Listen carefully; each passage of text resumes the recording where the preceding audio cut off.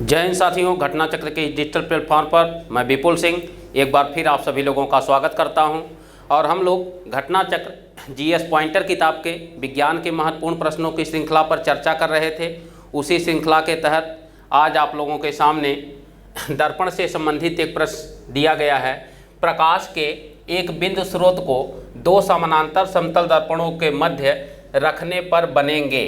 ठीक है, तो ये पूछ रहा है कि अगर दो समानांतर समतल दर्पणों के मध्य किसी चीज़ को हम रखते हैं तो उसके कितने प्रतिबिंब बनते हैं। ठीक है, इसका आंसर भी दिया गया है कि अनंत प्रतिबिंब बनेंगे।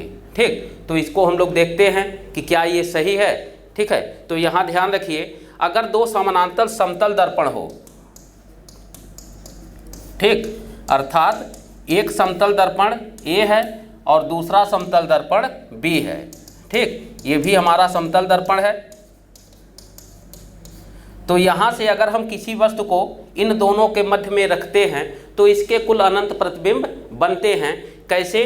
देखिए, इसका एक प्रतिबिंब तो इसके सामने बनेगा, ये दर्पण है, और एक इसके पीछे के साइड से यहाँ बनेगा। ठीक है, अब ये प्रतिबिंब तो दो तो ऐसे प्रत्यक्ष रूप से बने। अब यह प्रतिबिंब यहाँ से परावर्तित होगा, इस पर अपना प्रतिबिंब बनाएगा, और ये यहाँ से परावर्तित होगा तो इस पर अपना एक प्रतिबिंब बनाएगा। इस प्रकार से यह परावर्तन अर्थात रिफ्लेक्शन की क्रिया लगातार चलती रहती है और इनके प्रतिबिंबों की संख्या इस तरह से रिफ्लेक्शन के कारण अनंत हो जाता है।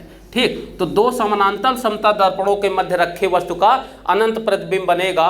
ये प्रश्न बहुत बार पूछा गया है और आगे भी आने की संभावना प्रबल है। ठीक है, यहाँ से दूसरा प्रश्न भी आप लोग याद रखिए। समतल दर्पण से एक प्रश्न और आपसे इसी संबंध में पूछा जा सकता है कि समकोण पर झुके हुए, समकोण पर झुके हुए अथवा इसी को हम कह सकते हैं 90 डिग्री के अंश पर झुके हुए दो समतल दर्पणों के मध्य, समतल दर्पणों के मध्य कितने प्रतिबिंब बनेंगे। ठीक है, तो अगर ये समकोण पर झुका होगा अर्थात 90 डिग्री के अंश पर झुका होगा तो इस कंडीशन पे जब हम रखते हैं दो समतल दर्पण को तो यहाँ से कुल 3 प्रतिबिंब बनते हैं। ध्यान रखिएगा। ठीक है, तो समकोण पर झुके हुए समतल दर्पणों के मध्य बनने वाले कुल प्रतिबिंबों की संख्या कितना होगा, तो ये 3 होगा। ठीक, इसे ध्यान रखिएगा। और अगर ये समानांतर समतल दर्पण होंगे तो इस पर अनंत प्रतिबिंब बनेंगे। ठीक है, दोनों प्रश्न याद रखिएगा। अगर समानांतर पर है तो ये अनंत प्रतिबिंब को बनाएगा और 90 डिग्री के अंश पर झुका होगा तो कुल मैक्सिमम 3 प्रतिबिंब बनेंगे यहाँ से। ठीक है, चलिए समतल दर्पण से संबंधित कुछ चीज़ों को और हम लोग देख लेते हैं जो परीक्षा के दृष्टि से उपयोगी होगा। समतल दर्पण,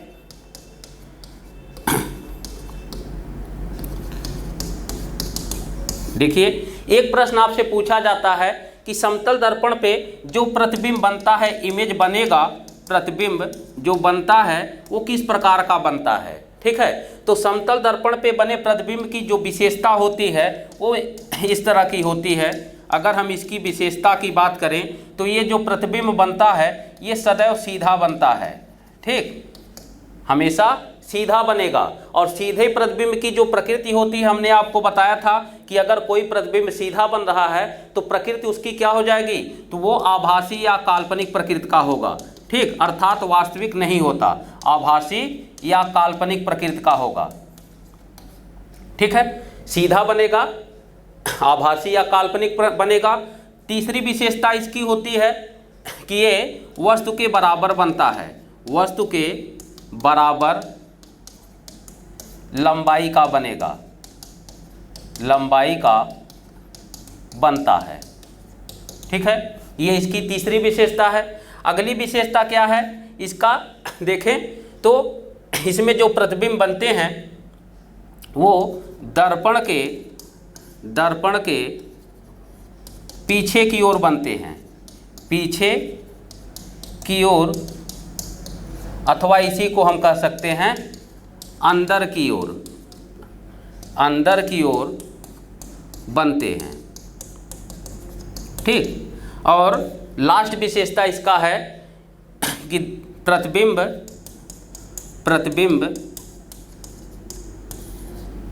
का पार्श्व उल्टा हो जाता है, उल्टा हो जाता है। ठीक है, अर्थात इसका क्या है, प्रतिबिंब तो सीधा रहेगा, ठीक है, अर्थात सर ऊपर पैर नीचे, ये एकदम सीधा प्रतिबिंब है, लेकिन इसका पार्श्व अर्थात लेटरल चेंज हो जाता है। ठीक है, इसका मतलब क्या हुआ कि अगर हम दर्पण के सामने खड़े होकर अपना दाहिना हाथ उठाएंगे तो प्रतिबिंब में ऐसा प्रतीत होगा कि प्रतिबिंब में हमारा बायां हाथ उठ रहा है। ठीक है, तो ये लेटरल चेंज होने के कारण ऐसा होता है कि अगर वो समतल दर्पण होगा, ठीक है, तो समतल दर्पण के सामने खड़ा होकर अगर कोई व्यक्ति अपना दाहिना हाथ उठाएगा तो ऐसा लगेगा कि उसका बायां हाथ उठ रहा है। ठीक है, या अगर वो समतल दर्पण के सामने खड़ा होकर अपने बाईं तरफ झुकता है तो प्रतिबिंब उसके जस्ट अपोजिट दाईं तरफ झुकते हुए प्रतीत होता है। ठीक है, तो ये केवल प्रतीत होगा, ऐसा महसूस होगा हमको, क्योंकि ये प्रतिबिंब कैसा है, ये प्रतिबिंब आभासी है, ऐसा नहीं कि प्रतिबिंब वो बाईं तरफ ही झुका है, ये हमको ऐसा महसूस होता है लेटरल चेंज होने के कारण कि हम अगर दाहिना हाथ उठाएंगे तो बायां हाथ उठेगा, बायां हाथ उठाएंगे तो दाहिना हाथ उठेगा, दाहिने तरफ झुकेंगे तो प्रतिबिंब बाएं तरफ झुकेगा। ठीक है, तो ये केवल लेटरल चेंज होने के कारण ऐसा प्रतीत होता है हमको। तो ये इतने प्रकार की इसकी विशेषता है और सभी विशेषताओं से प्रश्न पूछे जाते हैं, तो इसे आप लोग याद रखिएगा। हो सके तो आप कॉपी कलम लेकर इसको नोट भी कर सकते हैं। ठीक है, अब यहाँ से कुछ चीज़ों को और हम बताते हैं। यहाँ से देखिए कि हमने बताया कि जो प्रतिबिंब बनता है उसका जो आकार होगा, प्रतिबिंब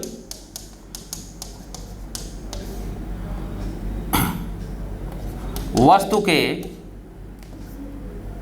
के बराबर बनता है।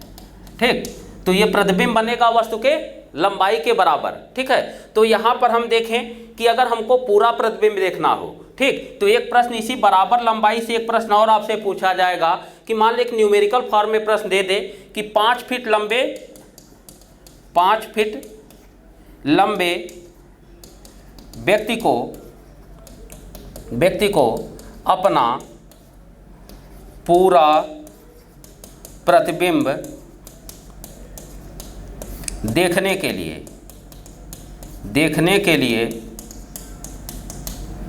दर्पण की लंबाई कितनी होनी चाहिए। ठीक है, तो हमने तो बताया कि जो प्रतिबिंब बनेगा वस्तु के बराबर।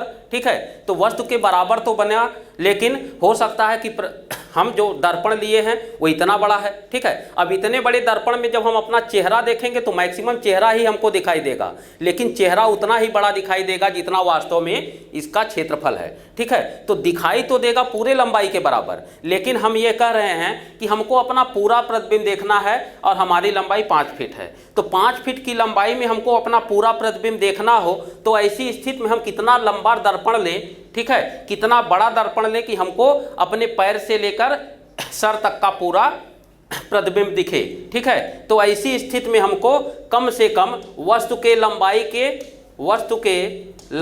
के आधी लंबाई का दर्पण लेना पड़ेगा। ठीक, इसका मतलब है कि हमको पूरा प्रतिबिंब अगर देखना हो तो हम अपने लंबाई के कम से कम आधी लंबाई का समतल दर्पण रखेंगे सामने, तो ऐसी स्थिति में हमको हमारा पूरा प्रतिबिंब दिखाई देगा। तो अगर यहाँ पर हमारी लंबाई 5 फीट है तो हमको कम से कम 2.5 फीट लंबा जो है दर्पण अपने सामने रखना होगा। ठीक है, तो ये प्रश्न भी पूछा जाता है समतल दर्पण से कि अगर समतल दर्पण में पूरा प्रतिबिंब देखना हो तो कितना लंबा समतल दर्पण चाहिए, तो जितना वस्तु की लंबाई हो उसका जस्ट आधा अगर हम लेंगे तो ऐसी स्थिति में हम अपनी पूरी लंबाई को उसमें देख सकते हैं। ठीक है, यहाँ से इतने प्रकार के प्रश्न आपसे पूछे जाते हैं। ठीक है, तो इतने प्रकार के प्रश्नों को आप लोग नोट कर लीजिए। चलिए अगले प्रश्न की ओर हम लोग बढ़ते हैं। अगला प्रश्न दिया गया है, प्रकाश का वर्ण विक्षेपण संभव है। ठीक है, प्रकाश का वर्ण विक्षेपण संभव है और यहाँ पर सही जवाब दिया गया है प्रिज्म के द्वारा। ठीक है, तो चलिए इससे संबंधित अन्य प्रश्नों पर भी देखते हैं और पूरे वर्ण विक्षेपण के हम कॉन्सेप्ट को, अवधारणा को समझने का प्रयास करते हैं कि वर्ण विक्षेपण होता क्या है। ठीक है, या कैसे होता है। ठीक, तो चलिए वर्ण विक्षेपण तो हमने आपको पिछले वीडियो में भी बताया है, यहाँ फिर से ये जानिए कि सूर्य प्रकाश में कुल 7 रंग की किरणें होती हैं। ठीक है, ये भी ध्यान रखिएगा, 7 रंग की किरणें होती हैं, ये प्रश्न भी पूछा जाता है। लेकिन हम ये देखते क्या हैं कि ये 7 रंग की किरणें अगर सूर्य से निकला, ये सूर्य है तो 7 रंग की किरणें निकलती हैं तो एक किरण पुंज के रूप में, अर्थात 7 रंग की किरण आपस में समाहित होकर एक साथ मिलकर एक किरण पुंज के रूप में निकलती हैं। यह जो किरण निकल रहा है इससे सूर्य से, इसे हम कहेंगे किरण पुंज। ठीक, किरण पुंज का मतलब आपस में 7 रंगों का एक सम्मिश्रण है। ठीक, अब ये 7 रंग आपस में जब मिलेंगे तो हमने आपको बताया था कि सूर्य प्रकाश के 7 रंगों को एक साथ मिलाए रखने पर ये कैसा दिखता है, तो ये हमेशा सफ़ेद दिखेगा। ठीक, इसीलिए जो सूर्य प्रकाश होता है वो हमेशा श्वेत दिखाई देता है, सफ़ेद दिखाई देता है। ठीक, ये सफ़ेद रंग की किरण यहाँ से निकल रही है। ठीक है, तो सफ़ेद रंग इसीलिए दिखाई दे रहा है क्योंकि इसमें 7 रंग आपस में मिले हुए हैं। ठीक है, तो वर्ण विक्षेपण का मतलब क्या होता है? वर्ण विक्षेपण का मतलब होता है अलगाव। अलगाव, किसका अलगाव? तो वर्ण का अर्थ होता है रंग। ठीक, तो रंगों का अलगाव होना ही हम कहते हैं वर्ण विक्षेपण। ठीक है, इसका मतलब क्या है? इसका मतलब है कि अगर हम सूर्य प्रकाश के मार्ग में कोई प्रिज्म रख दें, ठीक, यह है प्रिज्म। ठीक, तो प्रिज्म के रखने से क्या होगा? प्रिज्म से रखने से, अब यहाँ पर देखिए, हमने आपको अपवर्तन का सिद्धांत आपको बताया था, अपवर्तन। ठीक है, रिफ्रैक्शन इसको अंग्रेजी में कहेंगे। तो अपवर्तन क्या होता है? तो अपवर्तन में हमने बताया था कि जब प्रकाश एक माध्यम से दूसरे माध्यम में प्रवेश करता है। ठीक, तो दूसरे माध्यम में प्रवेश करेगा तो अपने मार्ग से क्या होगा? प्रवेश करता है तो अपने मार्ग से विचलित हो जाता है। ठीक, विचलन होगा इसका, तो इसी विचलन को हम क्या कहते हैं? अपवर्तन कहेंगे। ठीक है, विचलन का मतलब क्या हुआ कि सूर्य, हम बताए थे कि सूर्य प्रकाश हमेशा सीधी रेखा में चलती है, लेकिन जब उसका माध्यम चेंज हो जाता है तो ऐसी स्थिति में उसका मार्ग विचलित हो जाता है। ठीक, विचलन ये 2 प्रकार के हमने बताया कि अगर वो सघन माध्यम में प्रवेश करेगा तो अभिलंब की ओर झुक जाएगा, और विरल माध्यम में प्रवेश करेगा तो अभिलंब से दूर हट जाएगा। तो अभिलंब की ओर झुकना या अभिलंब से दूर हटना ये मार्ग का विचलन है, और इसी मार्ग के विचलन को हम अपवर्तन कहते हैं। तो यहाँ पर ध्यान दीजिए कि जब यह सूर्य का प्रकाश ये वायुमंडल एरिया है, वायुमंडल एरिया के प्रवेश कर रहा है, और वायुमंडल ये कैसा हो गया? तो ये विरल होगा। किसकी अपेक्षा? इस प्रिज्म की अपेक्षा, क्योंकि प्रिज्म ठोस है और हमने बताया था ठोस का घनत्व तो सबसे ज़्यादा होता है। ठीक है, तो ऐसी स्थिति में ये क्या हो जाएगा? ये प्रिज्म जो है ये सघन माध्यम का कार्य करने लगेगा। ठीक, तो सघन माध्यम का कार्य किया, और यहाँ ये वायुमंडल विरल माध्यम, तो विरल माध्यम से जब ये सघन माध्यम में प्रवेश करेगा तो प्रवेश करने की क्रिया से ये अभिलंब की ओर क्या होगा? झुक जाएगा। ठीक, अभिलंब की ओर झुकेगा, तो अभिलंब की ओर झुकने से इसके जो 7 रंग हैं, तो 7 रंग में हमने आपको बताया था कि उसके जो तरंग दैर्ध्य होते हैं, तरंग दैर्ध्य ये भिन्न भिन्न होते हैं। ठीक, भिन्न भिन्न होते हैं। ठीक है, अर्थात अलग अलग तरंग दैर्ध्य के हैं, किसी का तरंग दैर्ध्य अधिक है तो किसी का तरंग दैर्ध्य कम है। ठीक है, तो यहाँ पर अब ध्यान दीजिए कि जिसका तरंग दैर्ध्य कम होगा, तरंग दैर्ध्य कम होगा। ठीक है, तो जिसका तरंग दैर्ध्य कम होगा उसका विक्षेपण क्या होगा? उसका विक्षेपण अधिक होगा। ठीक, उसका विक्षेपण क्या होगा? अधिक। और जिसका तरंग दैर्ध्य अधिक होगा उसका विक्षेपण क्या होगा? उसका विक्षेपण कम होता है। ठीक है, तो ऐसी स्थिति में देखिए जब ये अपवर्तन की घटना घटेगी तो अपवर्तन की घटना के पश्चात सूर्य के 7 रंग आपस में विक्षेपित हो जाते हैं, अर्थात अलग अलग मार्गों में बट जाते हैं। ठीक है, तो अलग अलग मार्गों में ये बट जाएंगे, तो अलग अलग मार्गों में बटने के पश्चात ये 7 रंग इसमें अलग हो जाते हैं। ठीक है, तो यहाँ से सबसे ज़्यादा विक्षेपण किसका होगा, तो सबसे अधिक विक्षेपण ये किसका होगा, जिसका तरंग दैर्ध्य सबसे कम है। तो तरंग दैर्ध्य को हमने आपको बताया था कि इसको हम विबग्योर के सूत्र से ये लिखाए थे आपको पिछले क्लास में, आपको याद होगा कि तरंग दैर्ध्य को हम इस तरह से लिखाए थे कि बैगनी, ठीक, जामुनी, नीला, हरा, पीला, नारंगी और लाल। ठीक, ये 7 रंग हुए। अब इन 7 रंगों में हमने बताया था कि लाल रंग का तरंग दैर्ध्य ये सर्वाधिक होता है। ठीक, ये सर्वाधिक होगा, और जबकि बैगनी रंग का तरंग दैर्ध्य ये सबसे कम होता है, न्यूनतम होता है। ठीक है, तो यहाँ से हम बढ़ते हुए क्रम में देखेंगे तो बैगनी से ऊपर तक की ओर जाएंगे तो तरंग दैर्ध्य का ये क्या हो जाएगा, ये आरोही क्रम होगा। ठीक, आरोही क्रम। तो इस हिसाब से अगर देखें तो यहाँ सबसे ज़्यादा विक्षेपण बैगनी का होना चाहिए, क्योंकि बैगनी का तरंग दैर्ध्य सबसे कम है।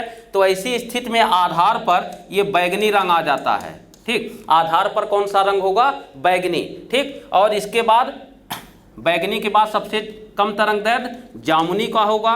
ठीक, जामुनी के बाद ये नीला रंग आ जाएगा, नीले रंग के बाद हरा रंग आ जाएगा, हरा के बाद ये पीला रंग होगा। ठीक, पीले के बाद ये क्या हो जाएगा, ये नारंगी रंग होगा, और नारंगी के बाद ये लाल रंग होगा। ठीक है, तो यहाँ ध्यान रखिएगा ये सबसे कम विक्षेपित हुआ, सबसे कम विक्षेपित।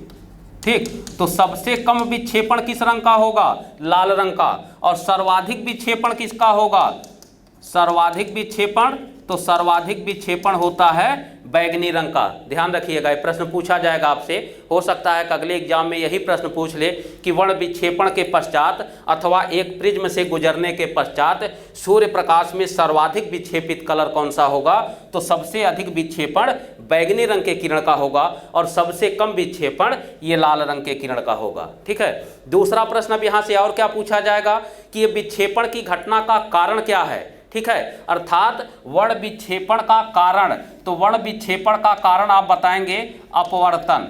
ठीक, अपवर्तन के कारण ही वर्ण विक्षेपण होता है, जैसा कि आप स्पष्ट देख रहे हैं कि यहाँ वर्ण विक्षेपण का कारण अपवर्तन की ही घटना है, क्योंकि प्रकाश विरल माध्यम में सघन माध्यम में प्रवेश किया। तो विरल से सघन माध्यम में प्रवेश होने के कारण जो अपवर्तन की घटना हुई है, उसी अपवर्तन की घटना के कारण ये सूर्य प्रकाश के 7 रंग आपस में बिखर कर अलग अलग हो गए। ठीक है, तो वर्ण विक्षेपण का कारण क्या है, अपवर्तन है। ठीक, अगला प्रश्न हुआ।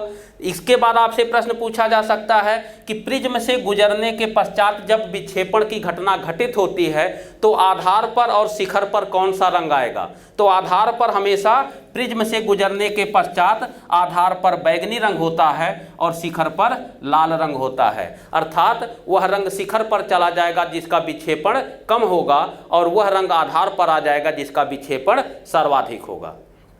ठीक, दूसरी चीज अब यहाँ से हमको क्या देखना है कि यह वर्ण विक्षेपण की घटना के पश्चात मध्य में हमेशा कौन सा रंग होगा, तो मध्य में हमेशा हरा रंग ही होता है। ठीक, हरा रंग ये क्या है, ये मध्य में आने वाला कलर है। जैसे 7 रंग को ऊपर से देखिए तो लाल, नारंगी, पीला 3 ऊपर, नीला, जामुनी, बैगनी 3 नीचे, तो बीच में कौन सा आया, तो वर्ण विक्षेपण के पश्चात हरा रंग हमेशा बीच में ही दिखाई देता है। ठीक, तो ये प्रश्न आपको इतने याद रखिएगा वर्ण विक्षेपण से। ठीक, अब अगला प्रश्न क्या होगा वर्ण विक्षेपण में, वर्ण विक्षेपण में अगला प्रश्न होगा कि वर्ण विक्षेपण का उदाहरण पूछा जाएगा।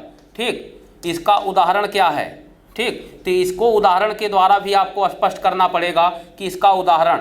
ठीक, तो वर्ण विक्षेपण का उदाहरण आप क्या बताएंगे, वर्ण विक्षेपण का उदाहरण होता है इंद्रधनुष का निर्माण।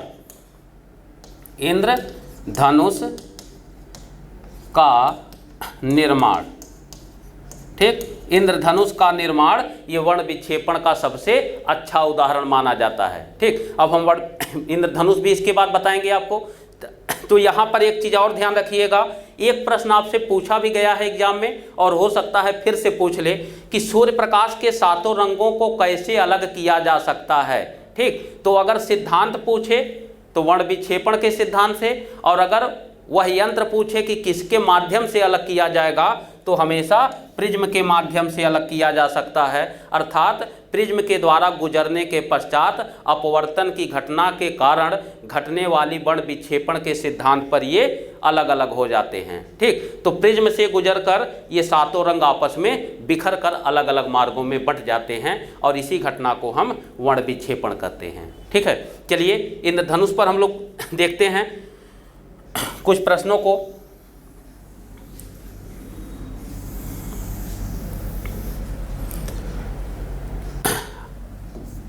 तो यहाँ हमने बताया कि वर्ण विक्षेपण का सबसे अच्छा उदाहरण ये क्या होता है, ये इंद्रधनुष का निर्माण होता है। ठीक, इंद्रधनुष का निर्माण।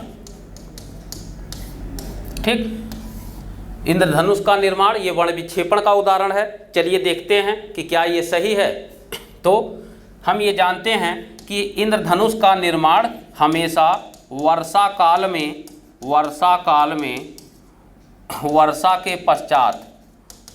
के पश्चात होता है। ठीक, ये हमेशा कब होगा, तो वर्षा काल में होगा और वर्षा के पश्चात होता है। अर्थात जब वर्षा काल में वर्षा होकर बंद होती है उसी समय अगर किसी कारणवश बादल छंट जाते हैं और सूर्य फिर से निकल जाता है। ठीक है, जो बादलों में ढका रहता है सूर्य वो फिर से अगर निकल जाता है तो ऐसी स्थिति में सूर्य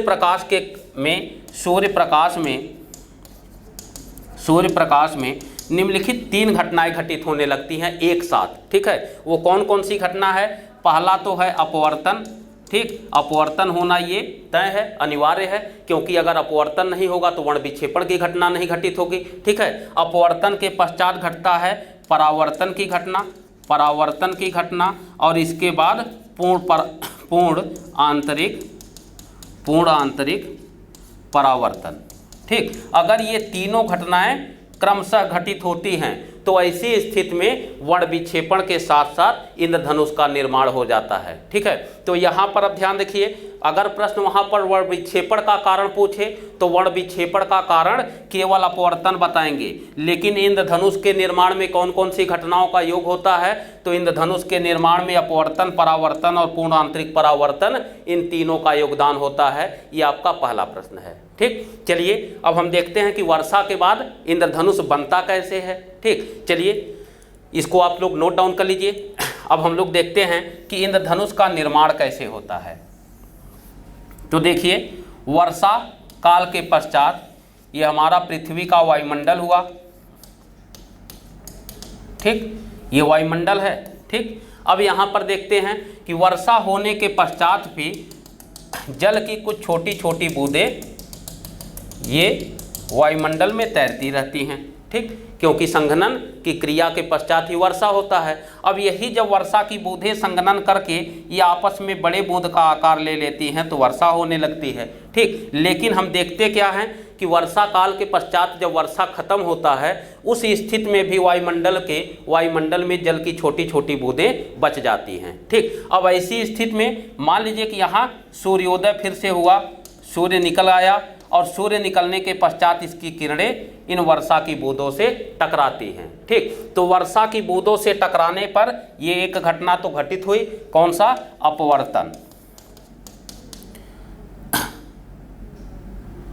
अपवर्तन हुआ, क्यों, क्योंकि ये वायुमंडल है, ये कैसा माध्यम हुआ, विरल, और इसकी अपेक्षा ये जल की बूंद हैं। ठीक, ये सब हैं जल की बूंदें।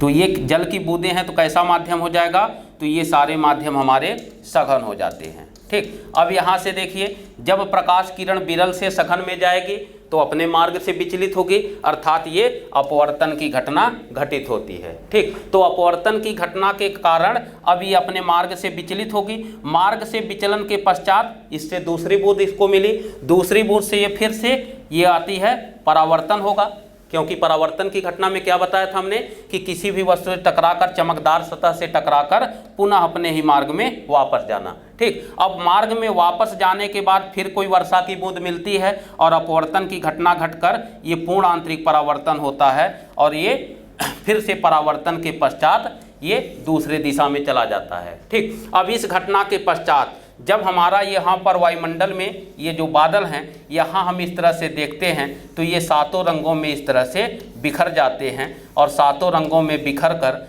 ये आपस में बट जाएंगे और यही हमारा इंद्रधनुष होता है। ठीक, तो वर्षा काल के पश्चात जो इंद्रधनुष है वो भी वर्ण विक्षेपण का एक उदाहरण है जो हमेशा अपवर्तन, परावर्तन और पूर्ण आंतरिक परावर्तन की घटना के कारण घटित होता है। ठीक, अब यहाँ पर भी हम देखेंगे तो अगर ये प्राथमिक इंद्रधनुष होगा तो इंद्रधनुष देखिए दो प्रकार का होता है। इंद्रधनुष हमेशा दो प्रकार का होता है, एक होता है प्राथमिक इंद्रधनुष और दूसरा होता है द्वितीयक इंद्रधनुष। ठीक, प्राथमिक और द्वितीयक। तो प्राथमिक इंद्रधनुष हम कैसे पहचानेंगे? तो प्राथमिक इंद्रधनुष में आधार पर बैगनी रंग होगा, ये बैगनी रंग आधार पर होगा।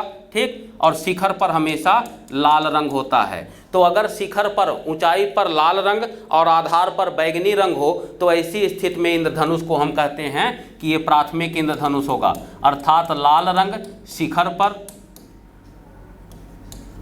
ठीक, और बैगनी रंग ये आधार पर हो तो ऐसी स्थिति में बनने वाले इंद्रधनुष को हम प्राथमिक इंद्रधनुष कहते हैं। ठीक है, लेकिन अब यहाँ से ध्यान रखिए कि प्राथमिक इंद्रधनुष कब बनेगा? तो जब दो बार अपवर्तन के पश्चात एक बार परावर्तन की घटना घटित होती है तो प्राथमिक इंद्रधनुष का निर्माण होता है। लेकिन दो बार अपवर्तन और दो बार परावर्तन की घटना घटित होगी तो ऐसी स्थिति में द्वितीयक इंद्रधनुष का निर्माण होगा। और द्वितीयक इंद्रधनुष में क्या होता है कि द्वितीयक इंद्रधनुष में ऊपर की ओर ये आ जाता है बैगनी रंग और आधार पर लाल रंग। ठीक है, तो वही चीज़ हुआ यहाँ पर भी।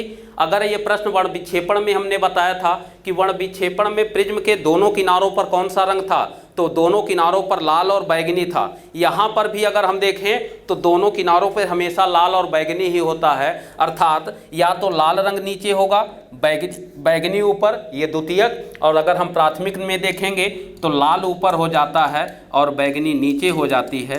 तब भी हम देखेंगे कि दोनों किनारों पर हमेशा लाल और बैगनी रंग ही होगा और मध्य में हमेशा हरा रंग ही दिखाई देता है। ठीक है, तो इंद्रधनुष का जो निर्माण होता है वो वर्ण विक्षेपण का एक उदाहरण होता है जिसमें परावर्तन, अपवर्तन और पूर्ण आंतरिक परावर्तन तीनों घटनाओं का योग होता है। ठीक, चलिए अगले प्रश्न की ओर हम लोग बढ़ते हैं। अगला प्रश्न दिया है, जल के अंदर वायु का बुलबुला व्यवहार करता है। ठीक, जल के अंदर वायु का बुलबुला व्यवहार करता है और यहाँ पर उत्तर दिया गया है अपसारी लेंस अर्थात अवतल लेंस की भांति। ठीक, तो चलिए देखते हैं, चेक करते हैं कि क्या ये सही आंसर दिया गया है। तो देखिए, लेंस की क्षमता और फोकस दूरी में होने वाला परिवर्तन। ठीक, इसी बिंदु के तहत इसको हम लोग चेक करेंगे। देखिए, लेंस की क्षमता अर्थात पावर। ठीक, तो लेंस की क्षमता या पावर होता क्या है? तो लेंस की क्षमता या पावर को हम कहते हैं 1/f, अर्थात फोकस दूरी के व्युत्क्रम को ही हम लेंस की क्षमता या पावर कहते हैं। ठीक है, अर्थात फोकस दूरी बढ़ेगा तो क्षमता घटेगी, फोकस दूरी घटेगा तो क्षमता बढ़ेगी। ठीक, अब इस क्षमता का मात्रक क्या होता है? तो ये होता है डायोप्टर। ठीक, लेंस की क्षमता का मात्रक अगर आपसे पूछे तो लेंस की क्षमता का मात्रक याद रखिएगा, लेंस की क्षमता का मात्रक डायोप्टर होता है। ठीक, अब यहाँ से देखते हैं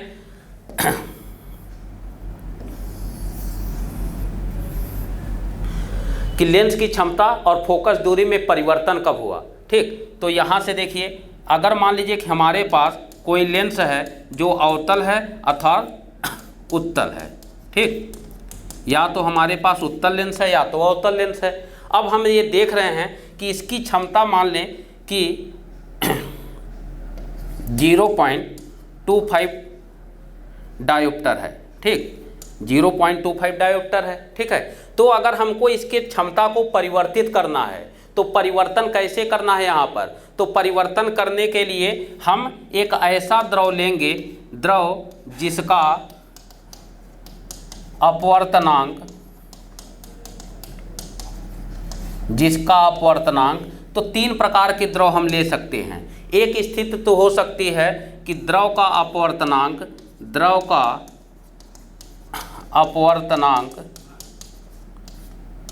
लेंस से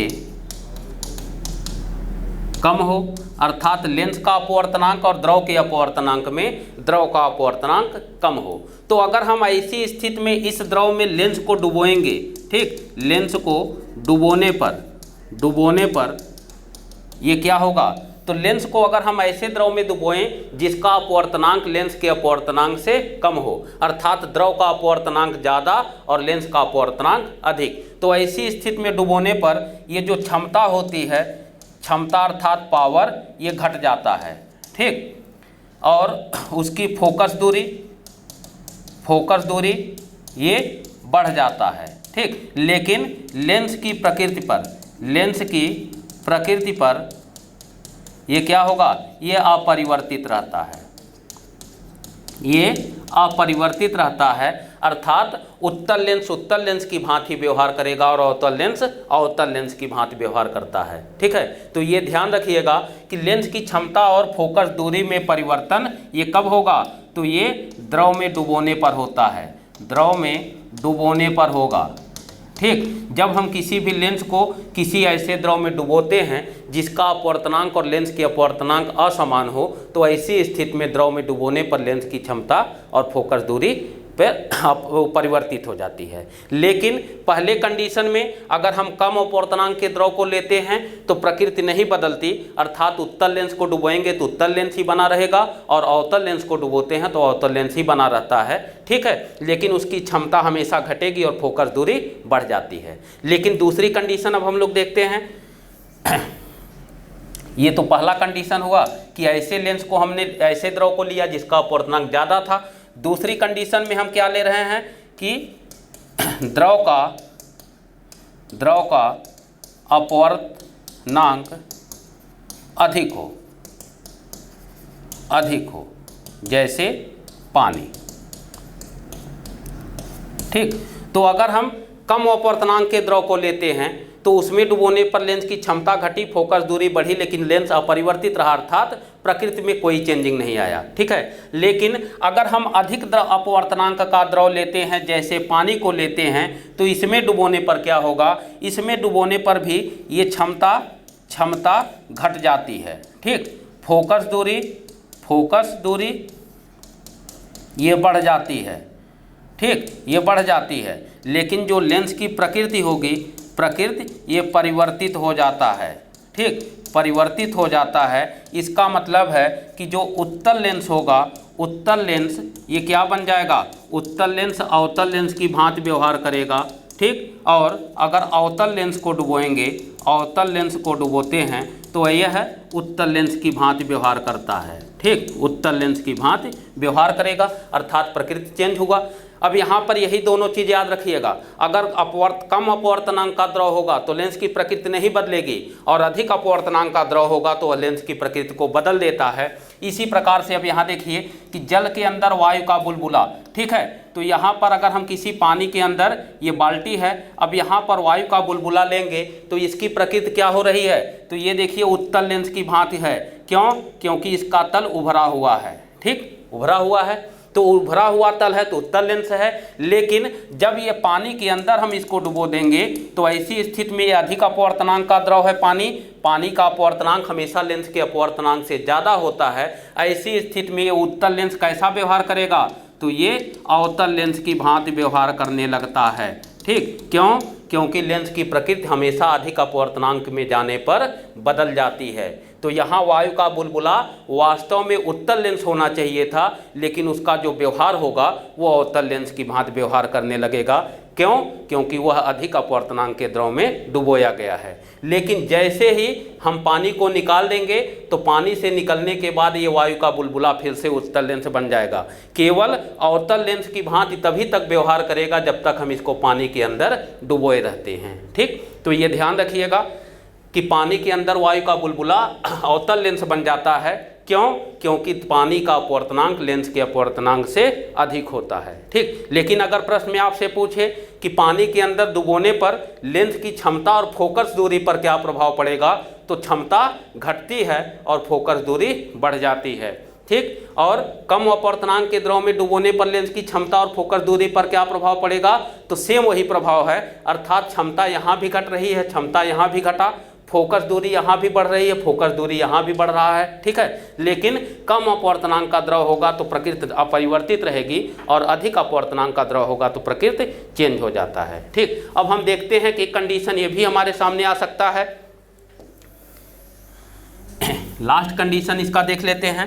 एक कंडीशन है कि द्रव का अपवर्तनांक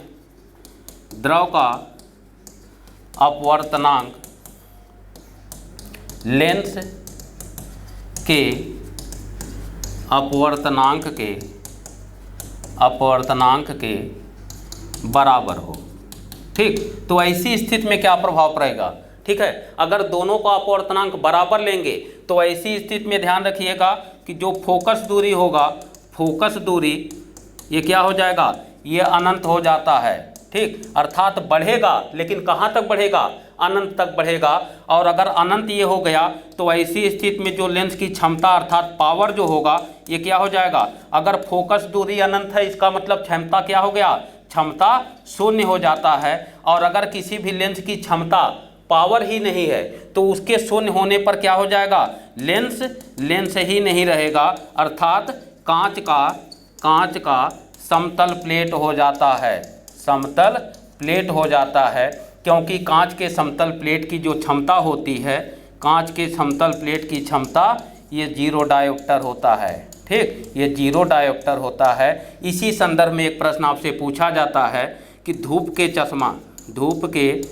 चश्मे का पावर, तो धूप के चश्मे में लेंस नहीं लगा रहता, क्या होता है, कांच का एक प्लेट लगा रहता है, इसलिए इसकी क्षमता 0 डायोप्टर के बराबर होती है। ठीक है, तो यहाँ आपको ध्यान रखना है, अगर समान अपवर्तनांक का द्रव होगा तो फोकस दूरी अनंत हो जाती है और क्षमता शून्य हो जाती है, लेकिन लेंस न रहकर कांच के एक समतल प्लेट की भांति व्यवहार करने लगता है। तो ये भी याद रखिएगा कि बराबर अपवर्तनांक के द्रव में डुबोने पर क्या प्रभाव पड़ेगा, तो फोकस दूरी अनंत, क्षमता शून्य और लेंस न रहकर कांच का प्लेट बन जाता है। ठीक है, तो आज के वीडियो में इतना ही। मिलते हैं नेक्स्ट वीडियो में। वीडियो अच्छा लगा हो लाइक करिएगा, शेयर करिएगा और सब्सक्राइब करना मत भूलिएगा। ठीक है, तो मिलते हैं फिर से अगले वीडियो में। धन्यवाद साथियों।